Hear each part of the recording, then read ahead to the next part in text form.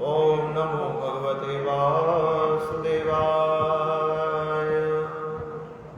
ओम नमो भगवते वासुदेवाय।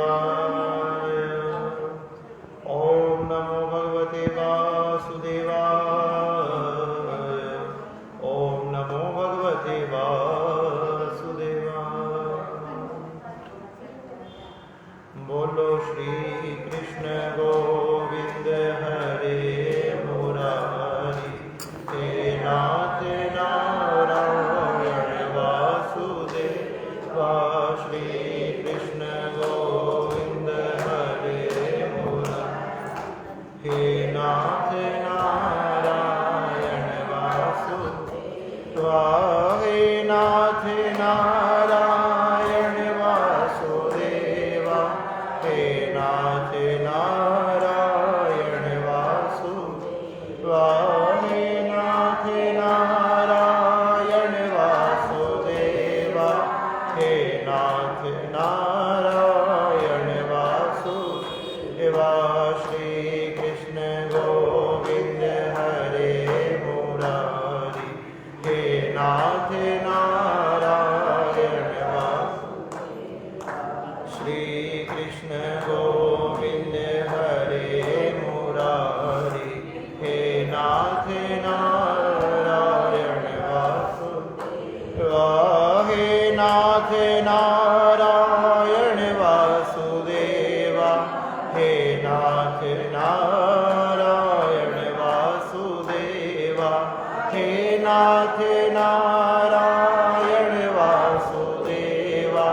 हे नाथ नारायण वासुदेवा। श्री कृष्ण गोविंद हरे मुरारी। हे नाथ नारायण वासुदेवा। श्री कृष्ण गोविंद हरे मुरारी। हे नाथ नारायण वासुदेवा। हे नाथ नारायण वासुदेवा। हे नाथ नारायण वासुदेवा। हे नाथ नारायण वासुदेवा। हे नाथ नारायण वासुदेवा। श्री कृष्ण गोविंद हरे मुरारी। हे नाथ नारायण वासुदेवा। हम हैं तुम्हारे तुम हो हमारे। हे नाथ नारायण वासुदेवा। हम हैं तुम्हारे तुम हो हमारे। हे नाथ नारायण वासुदेवा। श्री कृष्ण गोविंद हरे मुरारी। हे नाथ नारायण वासुदेवा। श्री कृष्ण गोविंद हरे मुरारी। हे नाथ नारायण वासुदेवा। हे नाथ नारायण वासुदेवा। हे नाथ नारायण वासुदेवा। हे नाथ नारायण वासुदेवा। हे नाथ नारायण वासुदेवा। हे नाथ नारायण वासुदेवा। बोलिए श्री नारायण भगवान की। बोलिए श्री हनुमान जी महाराज की। बोलिए श्री गरुड़ जी महाराज की। बोलिए श्री सुत जी महाराज की। बोलिए श्री गुरुदेव महाराज की जय। प्रेम से बोलेंगे जय श्री राम। जय श्री राम।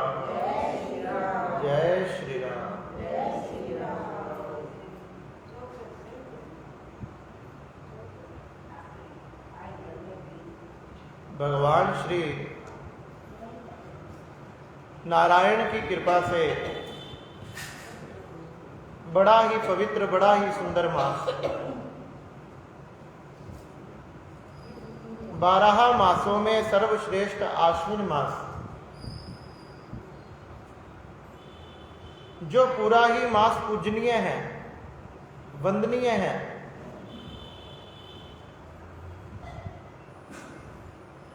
आश्विन मास कृष्ण पक्ष, जिसमें भगवान नारायण ने पितरों की मुक्ति के लिए, पितरों के प्रसन्न करने के लिए इस कृष्ण पक्ष को पितृपक्ष के रूप में बनाया। श्राद्ध पक्ष, पितृपक्ष। और ये मास इतना पूजनीय है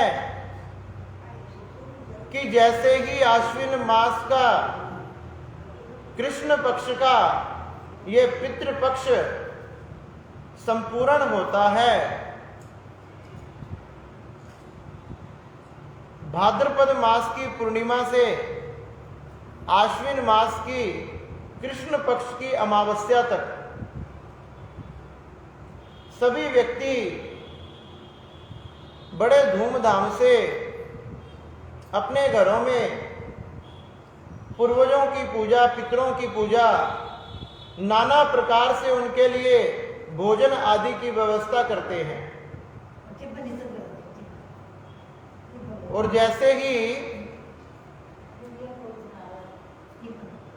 ये पितृपक्ष पूरा होता है, ये पितृपक्ष संपूर्ण होता है, वैसे ही मां जगदम्बे के नवरात्रे आ जाते हैं। तो बताया गया कि 12 मासों में इसे श्रेष्ठ मासों में माना गया, क्योंकि कृष्ण पक्ष में पितरों की पूजा और शुक्ल पक्ष में माता की पूजा। जैसे ही पितृपक्ष पूरा हुआ, नवरात्रे प्रारंभ हो गए। तो भगवान ने भी ये अपने विधि के अनुसार बता दिया कि पितरों को छोड़कर अगर केवल हमारी पूजा करोगे तो भी तुम्हारा कल्याण होने वाला नहीं है। बताया गया कि जितनी देवी देवताओं की पूजा जरूरी है, उतनी ही हमारे पितरों की, पूर्वजों की पूजा जरूरी है। इसलिए परमात्मा ने स्वयं ये निर्णय करके नवरात्रों से पहले, माता से भी पहले पितरों को पूजनीय बनाया कि पहले घर के व्यक्तियों को पूजनीय मानो, उनका वंदन करो, उनका आदर सत्कार करो, फिर ही तुम्हारा सम्मान, सत्कार, पूजा पाठ देवता स्वीकार करेंगे। घर में बड़े बुजुर्गों का, माता पिता की सेवा करो, जब ही हमारा तीर्थ करना, भगवान के निमित्त यज्ञ करना, पूजा पाठ करना, व्रत इत्यादि करना, यह सब सफल है।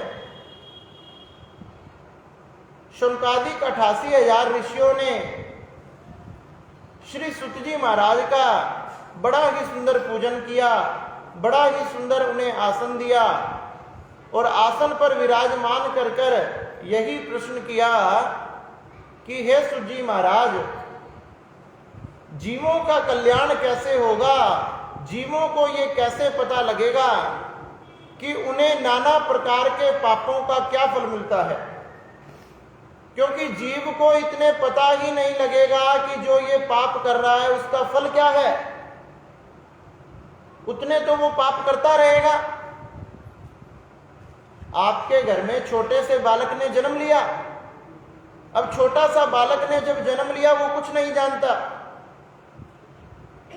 अब गलती से उसने अपने दांतों से आपको खा लिया, आपके किसी हाथ को थोड़ा सा खा लिया, आपकी किसी उंगली को खा लिया, या उसने कोई गलत कार्य किया, तो आप क्या करोगे? आप उसे फटकारोगे, डांट लगाओगे, धमकाओगे। बालक को भी समझ आएगा कि ये काम मैंने दोबारा किया तो मम्मी मुझे डांट लगाएगी, पापा डांट लगाएंगे, या ज्यादा से ज्यादा मेरे थप्पड़ भी लगा सकते हैं, तो वो कोशिश करेगा आगे से वो काम दोबारा ना हो, क्योंकि उनके माता पिता ने उन्हें संकेत किया कि अगर तुम गलत कार्य करोगे तो तुम्हें ये फल मिलेगा। उसी प्रकार से भगवान नारायण ने मनुष्यों को संकेत करने के लिए ही ये गरुड़ पुराण की रचना की। कहने लगे गरुड़ पुराण सुनने से क्या होगा, ये क्यों सुनी जाए? किसी जीव की मृत्यु हो जाती है तो उसके घर में सुनाई जाती है, अब आप ये क्यों सुना रहे हो? नाना प्रकार की बातें। तो भगवान नारायण स्वयं अपने मुखारबिंद से श्री गरुड़ जी को गरुड़ पुराण के पहले ही खंड में क्या कह रहे हैं?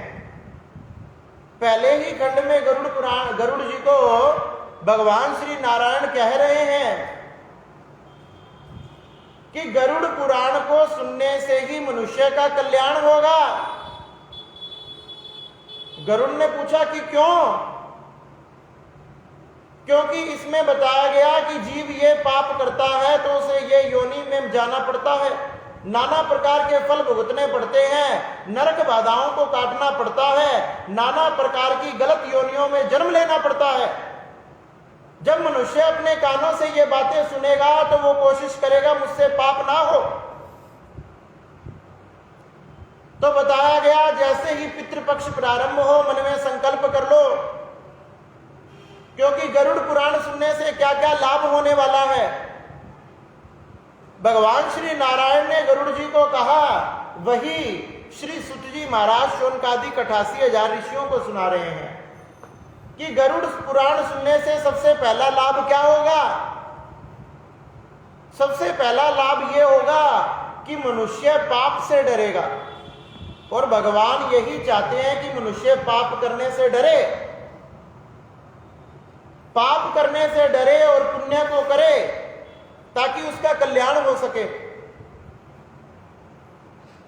जीव नाना प्रकार की 84 लाख योनियों में भटककर नाना प्रकार के जन्म जन्मांतर के पुण्यों से मनुष्य के शरीर को धारण करता है, और तो और जब वह मनुष्य शरीर को धारण करता है तो सर्वप्रथम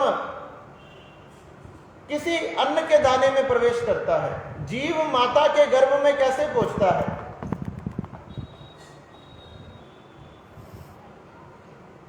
तो जीव सर्वप्रथम किसी अन्न में प्रवेश करता है। जैसे ही वह अन्न उसका पिता खाता है, पिता ग्रहण करता है, पिता के द्वारा मां के गर्भ में जाकर वो स्थित होता है, धीरे धीरे अपना आकार बढ़ाना शुरू करता है। पहले बेर की गुठली की तरह, फिर बेर की तरह, धीरे धीरे इस प्रकार से अपना आकार बढ़ाता है। और जैसे जैसे वह अपना आकार बढ़ाता है, मां के गर्भ में नाना प्रकार की यातनाओं को भोगता है, क्योंकि मां का गर्भ कोई स्वर्ग नहीं है, ना कोई महल है, ना कोई सोने की दीवारें हैं, मल मूत्र का ग्रह है। मां का गर्भ, मां का ये उदर, जिसमें चारों तरफ से वो जीव मल मूत्रों से घिरा रहता है, नाना प्रकार के छोटे छोटे जीवाणु कीट पतंगे उसे खाते हैं, और वहां भी वह जीव यही प्रार्थना करता है कि भगवान किसी प्रकार से भी इस नरक से मुझे निकाल दे। आज के बाद ऐसा कोई कर्म नहीं होगा जिससे दोबारा मुझे इस नरक में आना पड़े। समय पूरा होने पर वायु का सहारा लेकर वह जीव प्रकट होता है, और जीव प्रकट होते ही धीरे धीरे नाना प्रकार के बंधनों में पड़ना प्रारंभ होता है, और गलती से किसी मंदिर और कथा देवालय में जाना शुरू कर ले तो आसपास के लोग कहते हैं कि ले भाई, भगवान का ठेका तो तूने ही ले लिया है, तू तो भगवान को प्रकट करके ही मानेगा। भगवान और किसी के लिए आए चाहे ना आए, लेकिन तेरे लिए जरूर आएंगे। ओहो, बड़ी भक्तनी बन गई आजकल। लोगों से छुप छुपाकर, परिवार वालों से छुप छुपाकर, उनके तानों से बचकर, बातों से बचकर लोग मंदिर आते हैं, देवालय जाते हैं, कथा सुनते हैं। और परमात्मा सोचता है कि किस प्रकार से गर्भ में स्तुति कर रहा था, जब नरक में नाना प्रकार की यातनाओं को भोग रहा था, तो कह रहा था एक बार पृथ्वी पर भेजो, और पृथ्वी पर अब पुण्य करने से डर रहा है। जीव कहता है कि जब मेरी मृत्यु होगी, जब मैं पुण्य कर लूंगा और अपने पापों को धो दूंगा, और धीरे धीरे धीरे वह बड़ा होता है। बड़ा होते होते जिम्मेदारियों को संभालता है, विवाह बंधन में बनता है, पुत्र आदि को जन्म देता है, उनका लालन पालन करता है, और करते करते करते करते उम्र यूं ही निकल जाती है। बताया गया कि परमात्मा ने हर जीव की आयु को 100 वर्ष तय किया। हर जीव की आयु कितनी है? 100 वर्ष। परमात्मा ने कहा कि 100 वर्ष तक तू पृथ्वी पर रहेगा। और पहले के समय में तो 100 वर्ष जो जी कर जाता था, बड़ी धूमधाम से उसकी विदाई होती, और तो और देवता भी खड़े होकर उसका स्वागत करते थे।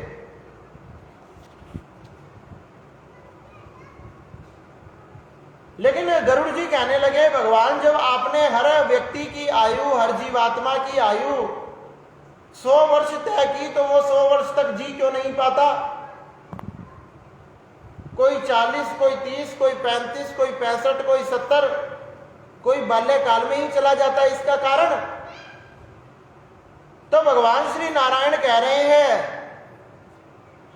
कि वो अपने कर्मों के द्वारा अपनी आयु को बढ़ाता है तथा घटाता है। उसके इस जन्म के कर्म तथा पिछले जन्मों के कर्मों के कारण उसकी आयु बढ़ती तथा घटती है। जैसे जैसे वह अधिक पाप करता है, उसकी आयु बढ़ती जाती है।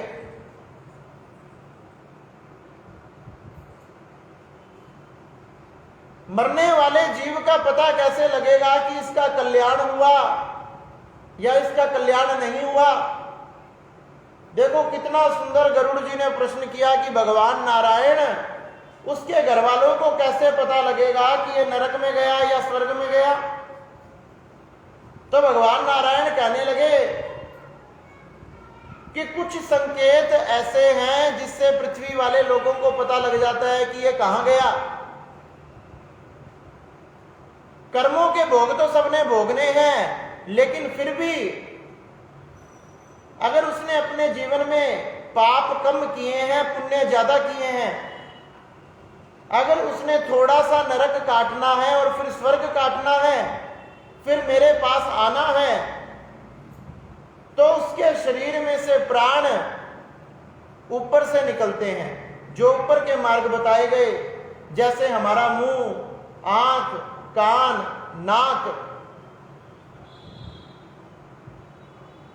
या हमारे इस ब्रह्म कपाल का छेदन करके जो प्राण निकलते हैं। अगर इन स्थानों से प्राण निकले हैं जीव के, तो वो सद्गति को प्राप्त करेगा। और अगर किसी के प्राण मलमूत्र आदि मार्गों से निकल गए, तो जन्म जन्मांतर तक, करोड़ों वर्षों तक नरक से छुटकारे होने वाला नहीं।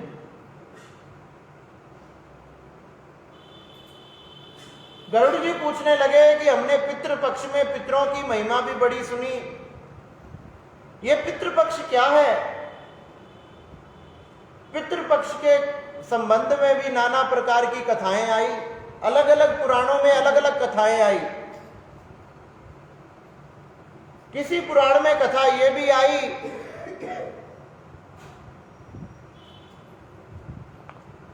कि मनुष्य के कल्याण के लिए पितृलोक भी बनाया गया, कि मनुष्य अपने पूर्वजों का उद्धार कर सके।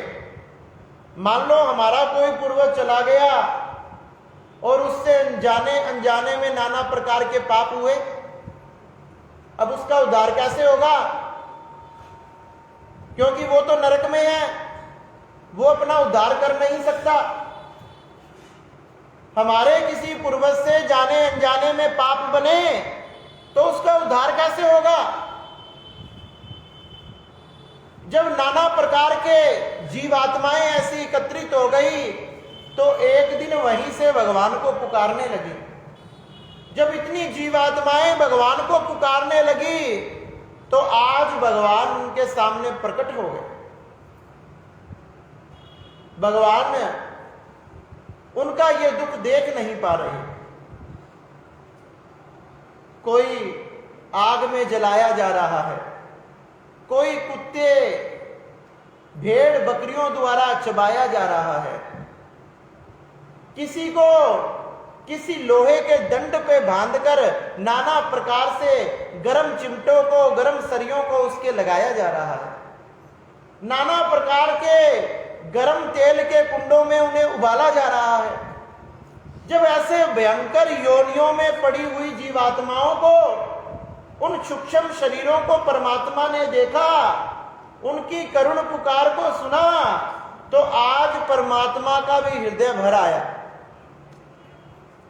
परमात्मा ने कहा कि मैंने तुम्हारे कल्याण के इतने साधन बनाए, फिर भी तुम अपना कल्याण नहीं कर सके। लेकिन आज मैं तुम्हारी करुण पुकार सुनकर आज तुम्हें एक मौका और दे रहा हूं। सभी जीवात्माएं बड़ी प्रसन्न हुई कि भगवान आपकी कृपा हो गई, जो आपने हमें अवसर दिया वो अवसर क्या है, वो मौका क्या है? तो भगवान ने कहा तुम्हारे कल्याण के लिए तुम अब उस लोक में नहीं हो जिस लोक में कल्याण होता है। तीनों लोकों में काली पृथ्वी है जिसमें मनुष्य का कल्याण होता है। अब तुम उस लोक में नहीं हो, लेकिन उस लोक में तुम्हारा वंश, तुम्हारा परिवार है। अगर वो तुम्हारा परिवार तुम्हारे लिए सत्कर्म करता है, तुम्हारे लिए धर्म के कार्य करता है, तुम्हारे लिए यज्ञ अनुष्ठान जप माला भोजन आदि दान आदि नाना प्रकार के कार्य करता है, फिर भी तुम्हारा यहां पड़े पड़े ही कल्याण हो जाएगा। और नाना प्रकार के भगवान ने ऐसे साधन बनाए, नाना प्रकार के एकादशी, पितृ एकादशी करने से पितरों का कल्याण। नारद जी ने राजा को आकर कहा कि तेरा पिता तो वहां यमदूत की सभा में बैठा है और वो बहुत रो रहा है। राजा ने पूछा कि बताओ मेरे पिता का कल्याण कैसे होगा? जब वो रो रहे हैं, विलाप कर रहे हैं, तो क्या कहा? अरे पितृपक्ष की एकादशी को कर, तेरा कल्याण होगा, तेरा भी तेरे पिता का भी। तो भगवान ने उन जीवात्माओं के लिए भी नाना प्रकार के साधन बनाए। उनमें से जो सर्वश्रेष्ठ साधन है वो है श्राद्ध पक्ष, पितृपक्ष। बताया गया जो पितृलोक है, पितृलोक में हमारे पितृ विराजमान रहते हैं, पितर रहते हैं। उनके स्वामी हैं विश्वेदेवा। तो जैसे ही पितृपक्ष आता है, विश्वेदेवा उन सबसे पूछते हैं कि भैया बताओ तुम्हारे लिए कौन कौन क्या क्या करेगा? हैं? अब बेचारे जिसके बच्चे लायक है वो तो करते हैं, वो बड़े गर्व से कहते हैं कि हमारे बालक हमारे लिए भोजन निकालेंगे, हमारे बालक हमारे लिए जल का दान करेंगे, हमारे बालक हमारे लिए नाना प्रकार की प्याऊ लगवाएंगे, हमारे बालक हमारे लिए नाना प्रकार के पाठ करवाएंगे। और बेचारे जिनके बालक कुछ नहीं करते वो पितृ बड़े ही चुपचाप और रोते रहते हैं। पितृलोक में भी उन्हें शांति नहीं मिलती, वो पितृलोक में भी जाकर रोते हैं, विलाप करते हैं। फिर भी विश्वेदेवा उन पर कृपा कर कर उन सबको अपने साथ लेकर इस आश्विन मास में विश्वेदेवा समस्त पितरों को पितृलोक से लेकर पृथ्वी पर आते हैं। आश्विन मास के कृष्ण पक्ष में सभी पितृ इस पृथ्वी पर निवास करते हैं। जिसका जो घर है वहां वो पितर आते हैं। तो बताया गया वो हमारे पूर्वज हैं जिन्होंने हमें सब कुछ दिया, हमने उनके स्वागत की तैयारी करनी चाहिए। घर को साफ सुथरा, किसी भी प्रकार की कोई गंदगी ना हो, क्योंकि पितृ देवता को सफाई बड़ी पसंद है, जैसे लक्ष्मी मैया को पसंद है। तो बताया गया घर साफ सुथरा हो। इन 16 दिनों में कोशिश करें किसी प्रकार का घर में कोई झगड़ा ना हो, कोई कलह ना हो, कोई तू मैं ना हो, किसी भी प्रकार से कोई क्रोध की बात ही ना हो, कोई कारण ही ना बने।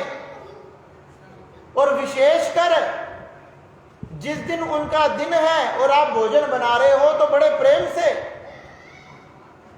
बताया गया कि पितृपक्ष आने पर चाहे आपको अपने पितरों के बारे में पता है चाहे नहीं पता। अब कई लोग तो कहेंगे कि हमारे तो पितर है ही नहीं, हम तो गया जी में छोड़ आए,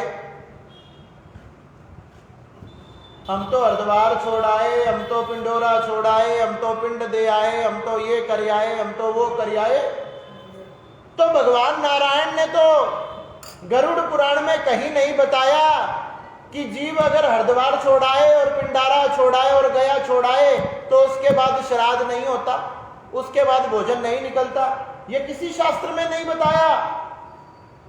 लेकिन लोगों ने सोच लिया कि हमारी सुविधा कैसे बने, हम ज्यादा चक्रों में ना पड़ना पड़े, कौन बार बार रोटी बनाए, पानी पिलाए, ब्राह्मण को बुलाए, उनका नाम जपे, ये करे वो करे।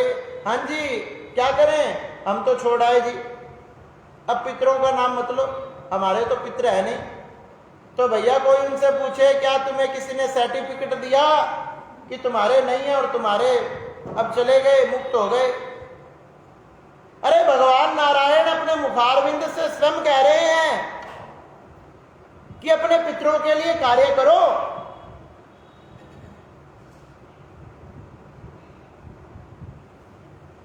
भगवान ने कहा कि आपके पितर, बताया कि 84 लाख योनियां हैं। अब 84 लाख योनियों में से किसी योनि में अगर आपका पितर, आपका कोई पिता, आपका कोई भाई बंधु, कोई आपकी माता, कोई दादा, कोई दादी, कोई ससुर, कोई सास, कोई भी उस योनि में चली गई है, आप इस पितृ पक्ष में उनके लिए जो भी दान आदि करते हो वो उस योनि में उन्हें प्राप्त होता है।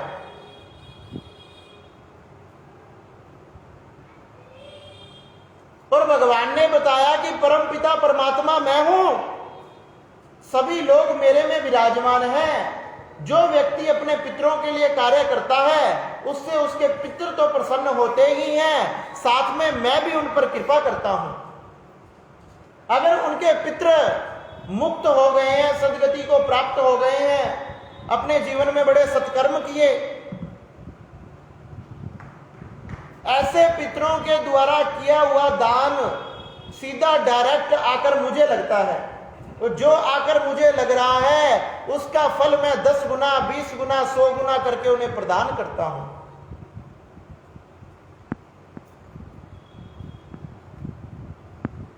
सबके सबसे बड़े पितर महाराज, पितर महाराज, पिता देव, पिता महाराज तो भगवान नारायण ही हैं। अरे भगवान नारायण से ही सब कुछ प्रकट हुआ। तो बताया गया इन 16 दिनों में किसी भी प्रकार का कोई क्लेश ना हो, सुंदर घड़े की व्यवस्था करो, एक नया मटका लगाओ अपने पितरों के नाम से, उस मटके में, उस घड़े में रोज नया जल भरो अपने पितरों के लिए, क्योंकि 16 दिन पितर हमारे घर में निवास करते हैं। उनकी जल की व्यवस्था करो।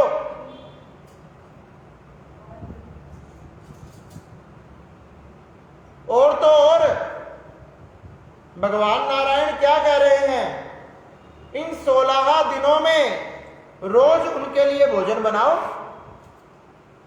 अरे जब उनकी तिथि है, जब तो हम बनाएंगे ही, ब्राह्मण को भोजन कराएंगे ही।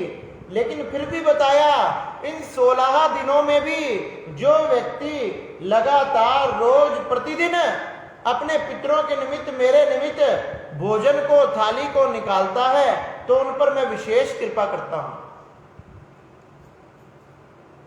अरे आप तो अपनी 1, 2, 3, 4 पीढ़ियों को जानते होंगे। जब आप इस प्रकार से रोज भोजन निकाल रहे हो, तो वो आपका भोजन, वो आपका दिया हुआ दान 100 पीढ़ियों तक पहुंच जाता है। तो बताया गया, श्राद्ध पक्ष में, पितृ पक्ष में प्रतिदिन भोजन को बनाएं, सुंदर भोजन बनाएं। और तो और पितरों को खीर बड़ी प्रिय है, उसमें खीर की व्यवस्था जरूर करें। और विशेष बात यह है, उस खीर में भी यह ध्यान रखें कि वो खीर केवल गाय के दूध से बनी हुई हो। यह बड़ा ध्यान रखें। यह आपको पता है तो बहुत अच्छी बात है, अगर नहीं पता तो नोट कर लो। क्योंकि पितृ हमेशा गाय के दूध की बनी हुई खीर ही स्वीकार करते हैं। गरुड़ पुराण में भगवान नारायण ने बताया, जब विश्व देवा पितरों को लेकर पितृलोक से पृथ्वी पर आते हैं,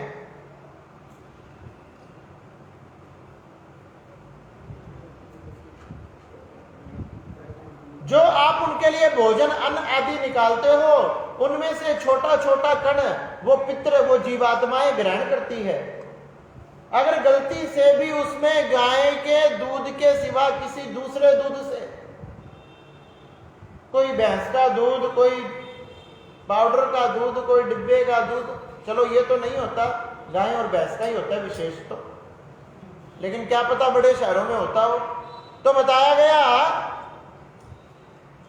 कि गाय के दूध के सिवा किसी दूसरे दूध से खीर बनाकर और हम परोस दे, तो उससे हमारे पितरों को बड़ा कष्ट होता है। और अगर हमारे पितरों को कष्ट हो गया तो आप भी सुखी रहने वाले नहीं हो। उन्हें नाना प्रकार की यातनाओं को भोगना पड़ता है। और तो और अगर वो सुख से पितृलोक में भी रह रहे हैं तो धक्का मार के उनको नरक में डाल दिया जाता है। क्यों? केवल एक खीर के कारण। देखो, ये छोटी छोटी बातें बड़ी ध्यान रखने योग्य हैं। छोटी छोटी बातों से ही जीव का कल्याण हो जाता है। तो बताया गया, सुंदर भोजन की व्यवस्था हो, सुंदर आसन लगाएं, किसी ब्राह्मण को नियुक्त करें, उनके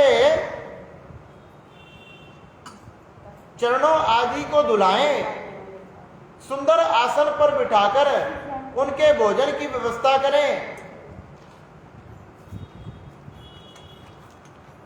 पितृपक्ष में दक्षिण की तरफ मुख करके ब्राह्मण को भोजन कराएं। अपने घर में दक्षिण दिशा में ही पितरों की फोटो, पितरों की चित्र आदि लगाएं। और विशेषकर इस पितृपक्ष में अपने पितरों की फोटो की, उनकी तस्वीर की प्रतिदिन पूजा करें। बताया गया, उनके गंगा जल के छींटे लगाएं, कोई साफ वस्त्र से उनको पूछें, उन्हें दिव्य चंदन का तिलक लगाएं। पहली उंगली से लगाओ तो सबसे बढ़िया, नहीं तो तीसरी से लगा दो चाहे। तो बताया गया, कोशिश यही करो कि पितरों को पहली उंगली से तिलक लगाएं, प्रथम उंगली, देवताओं को तीसरी और पितरों को पहली उंगली। पहली उंगली से चंदन का तिलक लगाएं,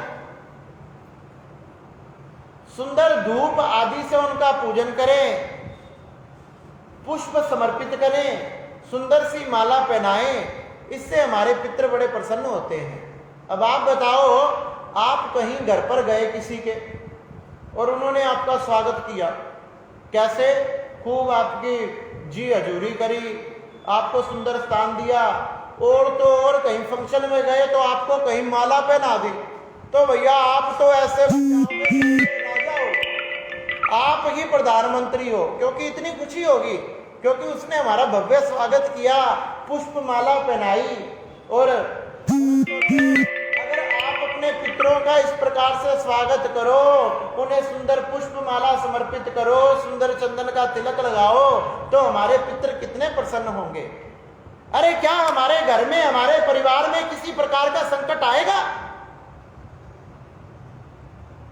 आज नाना प्रकार के संकट कष्ट 99% घरों में क्यों है? क्योंकि पितृदोष बना हुआ है। 99% घरों में पितृदोष ही है।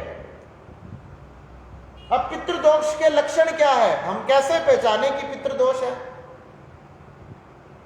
तो बताया, घर में बरकत का ना होना, घर में किसी भी प्रकार से धन का ना टिकना, कोई बात है चाहे ना है, आपस में लड़ाई झगड़ा रहना, किसी को क्रोध अधिक आना,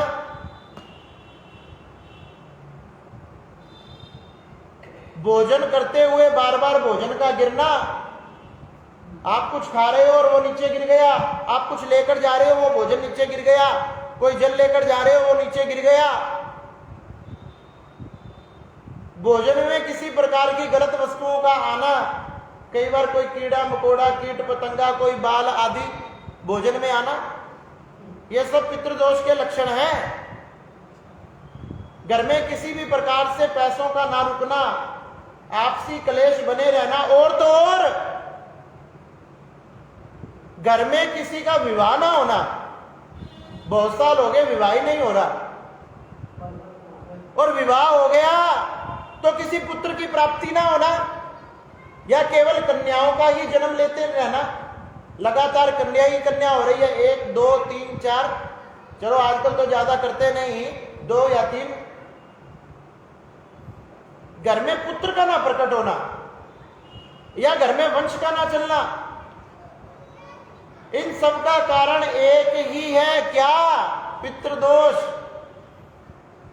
घर में किसी भी प्रकार से ये व्यवस्था बनी हुई है, ये सब कुछ चल रहा है, तो उस घर में पितृदोष है। और उस पितृदोष से मुक्ति पाने के लिए ही हम गरुड़ पुराण को सुन रहे हैं, क्योंकि बताया गया जो इस पितृपक्ष में अपने पितरों को याद कर कर, नमस्कार करके, एक बार हाथ जोड़कर सभी अपने पितरों को याद करें और मन में प्रार्थना करें, जो भी हमारे पितृ देव हैं, जो भी हमारे पितृ हैं, मैं उनके निमित्त इस कथा को सुन रहा हूं, भगवान इसका संपूर्ण फल हमारे पितरों को प्रदान करे, जिससे भगवान के धाम की, भगवान नारायण के चरणों की उन्हें प्राप्ति हो। तो बताने लगे कि हे गरुड़, इस पितृ पक्ष में जो पितरों की महिमा गरुड़ पुराण की कथा सुनता है, उनके पितरों का उद्धार हो जाता है। अरे जो जीव सुन रहा है, जो कह रहा है, उसका तो कल्याण होगा ही होगा, लेकिन जो उनके पितृ हैं उनका भी कल्याण हो जाएगा। ऐसी ये गरुड़ पुराण की महिमा है। बताया गया कि सच्चे मन से अगर व्यक्ति इसे श्रवण करे तो 1 पीढ़ी नहीं, 2 पीढ़ी नहीं, 3 पीढ़ी नहीं, बताया गया कि 3 पीढ़ियों के श्राद्ध करो और गरुड़ पुराण की महिमा सुनो। 1 नहीं, 2 नहीं, 3 नहीं, 4 नहीं, 5 नहीं, 100 पीढ़ियां इस पुराण की महिमा से तर जाती हैं। ऐसा ये दिव्य पुराण है। महापुराणों में इसकी गिनती आती है। जितने भी दिव्य महापुराण हैं उनमें एक गिनती श्री गरुड़ महापुराण की है, जो सुंदर 18 से 19,000 श्लोकों तक लिखी गई है। इतने श्लोक हैं इसमें, भागवत जी की तरह। भागवत जी में कितने श्लोक? 18,000, और उतने ही या उससे भी 1,000 ज्यादा गरुड़ जी में, गरुड़ पुराण में। देखो, ये कोई 4-5 पेज की कोई पोथी नहीं है, ये जीव के कल्याण का साधन है। कि किस प्रकार से उसका जन्म होता है, मृत्यु तक की कथा है। और मृत्यु के बाद कौन कौन से लोकों में जाता है, कौन कौन से लोकों में जाने के बाद कौन कौन से फल की प्राप्ति होती है, कौन कौन से कर्मों का भुगतान करना पड़ता है। तो धूमधाम से जो भी आपसे हो सके अपने पितरों का पूजन करें, उनके लिए भोजन की व्यवस्था करें, उनके लिए जल की व्यवस्था करें, उनके लिए पिंडदान तर्पण आदि कर्म ये सब करते रहना चाहिए। बताया गया हमारी जितने भी ग्रंथ हैं, शास्त्र हैं, उन सब में ये बात तो आई है, क्या पता आपने भी सुनी हो कि जो भी तीर्थ में जाओ अपने पितरों के निमित्त जल का दान करो, अन्न का दान करो, पिंड का दान करो। कितनी भी कथा उठाकर देख लो, उन सब में ये महिमा गाई गई। जिस भी तीर्थ में तीर्थ यात्रा करने जाओ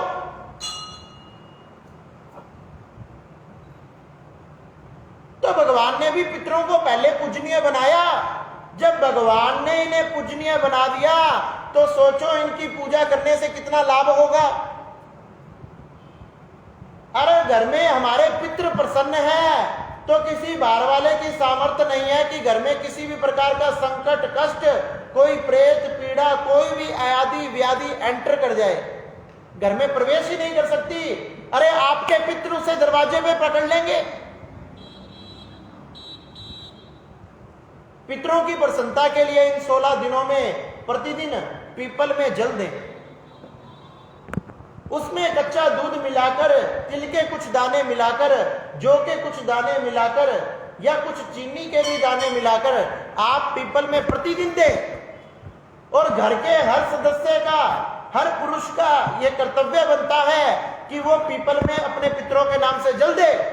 भगवान ने गरुड़ जी को बताया कि जो पुत्र, जो परिवार अपने पितरों के लिए ये कार्य नहीं कर सकता वो उसका पुत्र कहलाने के लायक नहीं है। अरे वो उसका वंश, वो उसका खून, वो कहलाने के लायक नहीं है, वो तो भेड़िया है, वो किसी पशु की भांति है।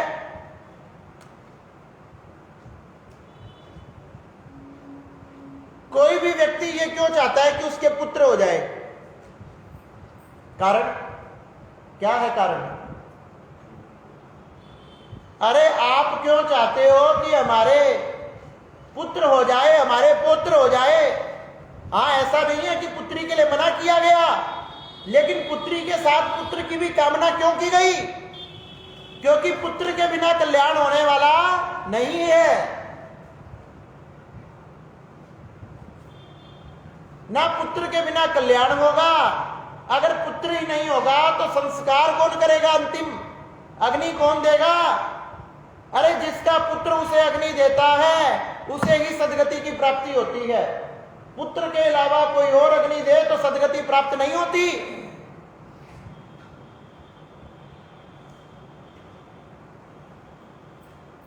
पुत्र पितृ ऋण से मुक्त कब होता है?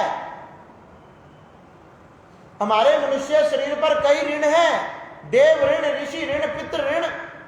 अरे पितृ ऋण से हम कब मुक्त होंगे? जब जीते जी, जब हमारे माँ बाप जीवित हैं उनकी सेवा करेंगे और जाने के बाद सही नियमों से, विधि विधान से उनका जो अंत्येष्टि कर्म है वो करवाएंगे और उसके बाद उनके लिए समय अनुसार कोई तर्पण, कोई पिंडदान, कोई भोजन आदि की व्यवस्था करेंगे। जब भी उस पुत्र का जीवन सार्थक है। तो मनुष्य पुत्र की कामना क्यों करता है? इन कारणों से, क्योंकि पुत्र होगा जब ही तो ये सब काम करवाएगा, और ये सब काम करवाएगा जब ही तो हमारा कल्याण होगा।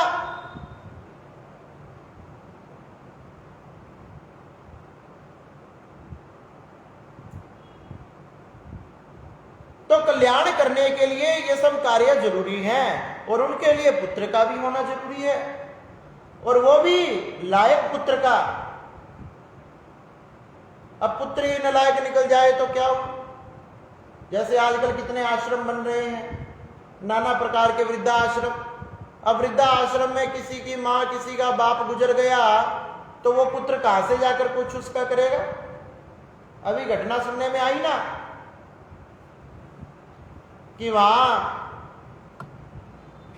वृंदावन में जो आश्रम है वो कई प्रकार की महिलाएं रहती है, जिनमें से एक महिला मृत्यु को प्राप्त हुई। घर वालों को फोन किया गया, फिर भी घर वाले नहीं आए। अब बताओ, तो पुत्र होने के साथ साथ संस्कार भी जरूरी है।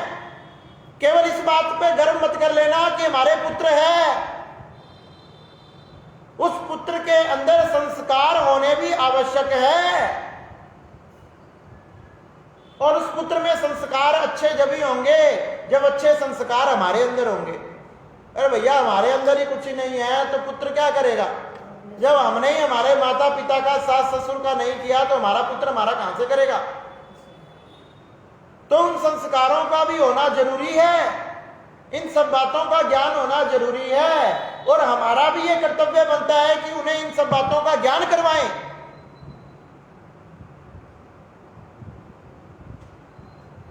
क्योंकि जीव का कल्याण जब ही होगा। एक कथा के अनुसार जीवात्माओं के कल्याण के लिए भगवान ने यह पितृपक्ष बनाया, ताकि जाने अनजाने में पाप हुए हैं और वो नरक में भटक रहे हैं, और नरक में भटने के बाद उनका जो परिवार पृथ्वी पर है, जो वंश पृथ्वी पर है, वो अपना धर्म का साधन करके उनका कल्याण कर ले। हम उनके लिए कोई धर्म का कार्य करें और उनका कल्याण हो जाए। दूसरी कथा के अनुसार जब श्री कर्ण जी महाराज ने अपने शरीर को त्याग कर और अपना शरीर त्याग कर जब वह स्वर्ग में पहुंचे, बड़ा भव्य स्वागत हुआ, नाना प्रकार का पूजन किया, थाल से आरती उतारी, माला पहनाई, ये करा वो करा। अरे कर्ण जी कहने लगे, बहुत थक गया, कोई पानी पुनी की व्यवस्था तो करो, ठंडा शरबत पिलाओ, पानी पिलाओ। अरे मैं थक गया, किसी भोजन की व्यवस्था करो। जी महाराज, अभी करते हैं। सुंदर थाल सजाकर लाया गया, जिसमें क्या है? सोने चांदी हीरा जवाहरात मोती। अरे वो कहने लगा, मैंने दान कोई करना है, मैंने तो खाना खाना है, भोजन लाओ। अरे महाराज, आपने कभी जीवन में भोजन दिया हो जब भी तो भोजन मिलेगा। मतलब अरे आपने तो अपने पूरे जन्म जन्मांतर में केवल सोने पे ही जोर दिया। हर वस्तु का दान जरूरी है, भूमि दान, स्वर्ण दान, रजत दान, हर वस्तु का दान जरूरी है। गौदान, कन्यादान, अरे उनमें से जो सबसे विशेष है अन्नदान और जलदान। अरे आपने नाना प्रकार के आभूषणों का दान किया, हीरे जवाहरात सोने का दान किया, लेकिन अन्न और जल को तो कभी दान ही नहीं किया। अरे महाराज, स्वर्ण तो अधिक महंगा होता है और हर किसी के पास नहीं मिलता, मेरे पास था तो मैंने दान किया। अन्न और जल तो हर किसी के पास है, कोई भी दान कर देगा। क्या जो दान करेगा उसे मिलेगा, फिर तुझे क्यों मिलेगा? जीव को वही वस्तु प्राप्त होती है जो वो दान करता है। अरे महाराज, मुझे तो ये बात आज तक किसी ने बताई नहीं। अरे बताई नहीं तो हमारी क्या गलती है? तू जाकर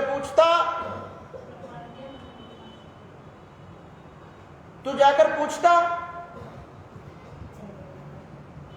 अरे अब मैं किससे पूछूं? आपने पहली बार बताया है, आप थोड़ा सा समय दे दो। और भैया, समय देना तो हमारे हाथ में नहीं है, भगवान से प्रार्थना कर, भगवान मान गए, धर्मराज मान गए तो वही समय देंगे। जी महाराज भगवान की शरण में पहुंची और कहने लगे, भगवान, अरे ये बात मुझे तो यहां आकर पता लग गई, लेकिन कितने लाखों लोग और हैं पृथ्वी पर जिन्हें इस बात का पता ही नहीं। तो क्या किया जाए? थोड़ा सा समय दो, मैं जाकर सबको बताऊं और अपनी भी व्यवस्था करूं। तो इस प्रकार से कर्ण जी महाराज को 16 दिन दिए गए। वही 16 दिन पूर्णिमा से अमावस्या तक पितृपक्ष कहलाया। कर्ण जी महाराज ने पृथ्वी पर आकर अब तो सभी प्रकार के दान किए। ऐसा नहीं सोने चांदी को छोड़ दिया, फिर अब तो अन्न क्या, जल क्या, जो आया वही दान किया।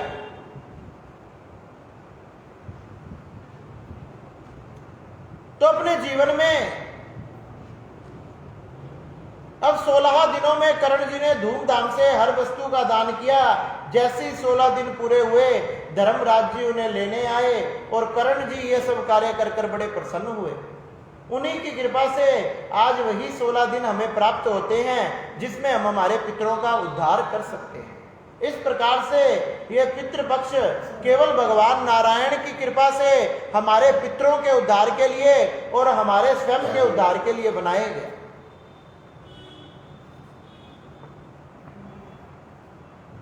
इस प्रकार से हमने धूमधाम से इन 16 दिनों को बनाना चाहिए। इन 16 दिनों में नाना प्रकार की वस्तुओं को भेंट तथा पितरों के लिए नाना प्रकार के धर्म के कार्य हमने करवाते रहना चाहिए। इस प्रकार से भगवान श्री नारायण ने गरुड़ जी महाराज को आज विशेष रूप से पितरों की महिमा बताई कि पितरों का कल्याण कैसे होगा, हम पितरों के लिए कौन कौन से कर्म करें जिससे उनका उद्धार हो जाए। गरुड़ जी महाराज ये सब सुनकर बड़े ही प्रसन्न हुए और भगवान के चरणों में नमस्कार तथा प्रणाम करने लगे। इस प्रकार से भगवान नारायण ने तथा श्री सूत जी महाराज ने शौनकादिक 88,000 ऋषियों को ये बड़ी ही सुंदर कथा सुनाई। आगे की कथा कल सुनाएंगे। किस प्रकार से गया जी में जाने दान करने से क्या महिमा है, किस प्रकार से उसके फल की प्राप्ति होती है। बोलिए नारायण भगवान की जय। जय श्री राधे।